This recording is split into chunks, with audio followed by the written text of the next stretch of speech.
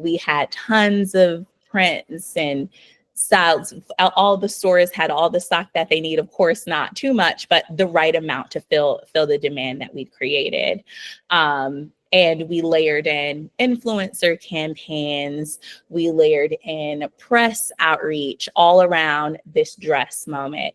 And it ended up being a really successful campaign in terms of sell through. We had a goal of selling through the bulk of that dress collection within a 2-week time frame, and we were able to do so and move on to focusing on something else. We were able to protect our margin because ideally we want to sell our pieces before we get to the end of season sale.